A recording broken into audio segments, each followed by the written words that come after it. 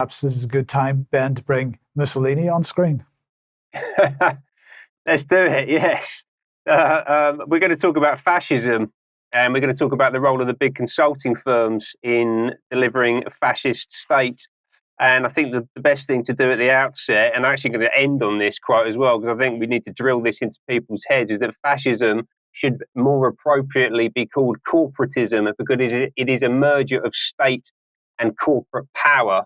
Who said that? Benito Mussolini, who was the inventor of fascism. So he's probably the right person to define it for us. And we live in a fascist system. Every single area of our society at the moment, you can see examples of the integration of corporate and state power. The best example of that internationally is at the World Economic Forum. We've spoken about this last week and the week before, and actually pretty much every week we talk about the World Economic Forum in some iteration. We've got a little image here from Davos House. We spoke last week about the two individuals on the left. That is Samantha Power, who's married to Cass Sunstein. She's also the administrator of USAID, and also the Unilever CEO, Heinz Schumacher. Someone in the forum did this little visual, by the way. That's not from the World Economic Forum website or anything. So whoever did that, thank you. I found it quite funny. But today we're going to talk about the lady saying cheese and the lady saying I'm even dodgier than him. And that is Carmine DeCibio, who is the global chairman and chief executive of EY, and Janet Troncali, who is the global chair and CEO elect of EY. So she's going to take the top job a bit later on this year, and she's actually going to be the first woman to lead one of the big four firms. Everyone's really excited about that. Who are the big four firms? Well, they're these companies: Deloitte, EY, PwC, KPMG, the big four global audit and management consulting firms. So they're auditors. They actually audit the accounts and the financial statements of all of the big global corporations. And they also provide advisory services on everything from strategy to people to technology, big change programs, whatever it might be, tax efficiency, all that kind of stuff. Everything that makes up the global corporation, they advise on. They are strategic partners to the World Economic Forum. So that's the top level of partnership. There's only 100 of those out of 1,000 on the partner program. And EY was one of the lead sponsors of Goals House, which we've spoken about a lot over the past few weeks. That's where that image came from. And they ran a number of their own events there through the week at Davos. But let's hear quickly from Janet and Carmine about the World Economic Forum and their plans for 2024. Generative AI is top of mind here in Davos, and the pace of transformation in 24 is going to make 2023 look like an absolute warm-up. We're very excited. We have $1 billion pipeline, and it continues to grow. And there's a risk of being left behind if AI is not being built into your strategic agenda. One of the biggest challenges is going to be around reskilling. And that's been a challenge already, but 2024 is going to be a pivotal year. The OECD says that 1.1 billion jobs are going to change going forward. And it's really important that we have the people for the new jobs. Generative AI is going to change the way jobs are done. It's going to eliminate some jobs. It could eliminate as many as 40% of the task-oriented jobs going forward, but it's also going to create new jobs which our people have to be reskilled for. Our people have to know what they're doing going forward. So reskilling, huge factor this year. Geopolitics, tension is up, trust is down. More than half of the world's population is going to vote in this year's election cycle, and we need to be really focused on de-risking. That has to be a priority for business this year. Well, one of the challenges certainly is sustainability. And 2024 is a year of businesses showing what they're doing, not just talking about it or telling people what they're doing. Now, how does that happen? One is they actually have to be doing things. They have to be changing their supply chains. They have to make sure that they're going towards their commitment. And two is going to be, how are they going to show that? And part of that's going to be disclosures and metrics, which we've done a lot of work with at EY. That's going to be incredibly important. It's also the thing that has to avoid greenwashing by making sure that businesses are disclosing their metrics around sustainability. That's a way to make sure that investors and the public know what companies are doing.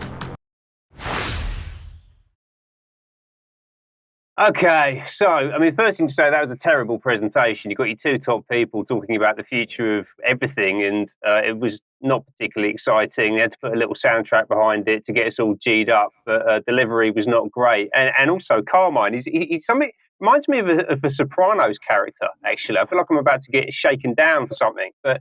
Anyway, it's all about generative AI. They're really excited because they're going to make $1 billion in their sales pipeline. And if you don't do AI, you're going to get left behind and you've got to reskill the workforce.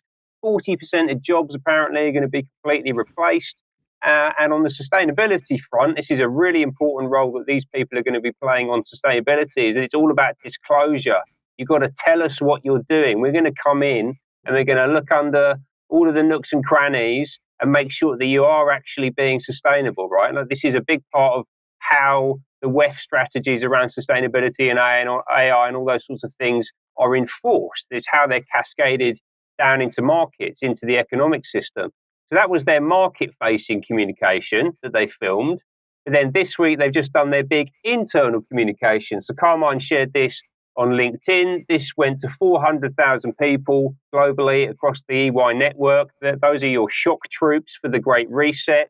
Yeah, just in this one firm, 400,000 people working across loads of governments internationally, all the big global corporations. That's how the stuff that they want to happen is activated out there in the world. Now, should we trust these people? No. And I'll tell you why we shouldn't trust them. Firstly, because they break their own rules all the time. This was this week in the FT. Top accounting firms admit to breaking their own rules, safeguarding audit independence. That's about avoiding conflict of interest.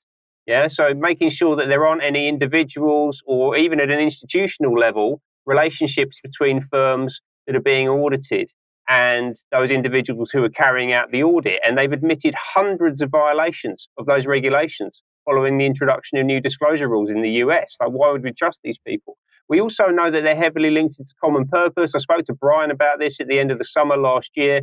You can go and find this interview on the UK Column website. Ben Rubin dissects the common purpose agenda. I've still got my old big headphones on there. God, I missed those actually. Anyway, they're also very closely linked to the Council for Inclusive Capitalism. This is a really, really shady organization. They describe themselves as a global community of business leaders taking action for an economy that works for all. They always say this kind of thing. Mr. DeCibio is on the steering group of this organization. He's one of the top people, and he sits alongside Lynn Forrester de Rothschild, who we also spoke about last week, who is the founder of the Council for Inclusive Capitalism. And interestingly, she set it up in collaboration with the Pope. As you can see here in this image, this was taken back in 2017, and it actually looks like there are two popes in this image, a white pope and a black pope. Make of that what you will. Also, Mark Carney's in there, the former governor of the Bank of England, just to the left of Linda Rothschild in the centre. And then also this fella, if we just click on one on the left-hand side, there you go, that's Mark Weinberger. And at the time this picture was taken, back in 2017, he was the global CEO and chairman of EY. So Weinberger was there at the start. Carmine DeCibio is on the steering group now. So I think that we should expect Janet Trancali to join this group when she assumes office later this year. EY are very deeply embedded into the Council for Inclusive Capitalism. And by the way, it's not just the Catholic Church involved in this. Justin Welby hosted an event for this group at Lambeth Palace last year. I don't have time to get into that now, but they're definitely worth having a look at. Also worth noting, they have strong links to the British royal family, and Carmine was very excited to announce that EY received the Terra Carta seal in 2023 for the firm's continuous commitment to helping businesses better demonstrate their contributions towards a more sustainable future. So I said the auditors are going to be going around making sure that everyone's doing what they're supposed to be doing, and they have been rewarded by King Charles. Oh God, I hate saying that, but it's done now. They're part of this organisation as well. Debbie, you've actually talked about Terra Carta quite a lot. This is the first time I've actually seen it out in the wild like this. What do you make of that? Oh, there's so much to say on Terra Carta, and what I will say is watch this space, because we're going to be covering Terra Carta and everything associated with it very closely. But worthwhile saying that King Charles is also employing very closely KPMG as well. So, I mean, all of the auditors are involved. This is a case of auditing the world, auditing us. I'll just mention, Debbie and Ben, of course, part of the reason for this is what Mark Carney had said, and Mark Carney was also in that photograph you showed just a moment ago, Ben. And he's very famous, and we've quoted it many times, for saying that anybody that doesn't get involved in the net zero agenda, any organizations, companies, even banks that don't get involved in the net zero agenda will be going bankrupt. He didn't say how that was going to happen, but of course, accountancy firms and auditing firms have got to be right at the center of that. What a remarkable thing to say. Yeah, I mean, I just mentioned The Sopranos a minute ago, but that does really just sound like a threat, doesn't it? This is a big old mafia family right at the top, running everything. My goodness. Anyway, enough about Carmine. I'm conscious of the cattle prod, and I'm going to blame it on you, Mike, because you jumped in there if I get the cattle prod today.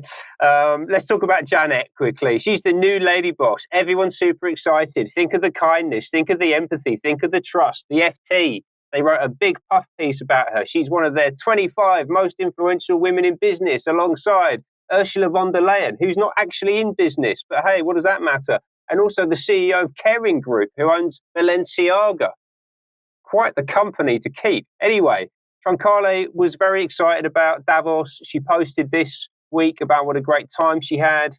A couple of photos here from her timeline. The first and the most exciting thing that she did was hosting an event for powerful women at Gold's House, which we've talked about a lot. And then she also loved hanging around with her busy mates, if we can get them back on screen. We've got Julie Boland in the middle there, laughing away. She's the chair and managing partner for the Americas at EY, looks over 33 markets, 95,000 employees. And also Julie Teagland, who I'm going to talk a little bit about now, who's the managing partner for EMEA, Europe, Middle East, India, and Africa, 98 markets, 115,000 employees report into that lady, also fondly known by me as Obergruppenführer Teagland, because she's German and she's a fascist. How do I know that? Because she tells us that she's a fascist. Yeah, let's have a little look at this video from COP at the end of last year. It's my second day at COP, and I wanted to give you a brief update. Today, it's all been about food security. Such an incredible topic for our most fragile economies. And the thesis that's coming out is that we need to improve food as a business, looking at it from a very commercial angle, not just humanitarian. That would allow the food sector to be eligible for more financing, for fundamental insurance, and improve transport ways while reducing barriers on tariffs. I think there's a great opportunity here for the public and the private sector to work together on how we can really commercialize, but also make the food sector more efficient. In doing so, we know that that will alleviate some of the pressure on humanitarian aid, making overall the money go a little bit longer. I know food security is going to remain a topic on the agenda for a very long time, and as EY builds out our agricultural sector, we're hoping to really contribute to building a better working world. And Ben, just very briefly, I mean, that demonstrates right there the nonsense of what's been going on with the farmers, because what she's talking about is corporatizing what has been traditionally a family enterprise, and this is taking farming. And if people are already concerned about the use of the types of chemicals and so on that we see in the farming industry, this is going to take it a whole step further. Get that woman away from the food sector. I don't even want to call it an industry, right? Because that's the language that they use. Yeah, you're absolutely right. It's families, it's small holdings. We've got to get back to something that's much more traditional and away from their profit platform. Yeah, they want to get their profit spout into everything. It's pathological. It's really awful, and it's everywhere, right? And this final example that I'll share again, this is from Julie Teagland. This is right at the epicenter of the swamp.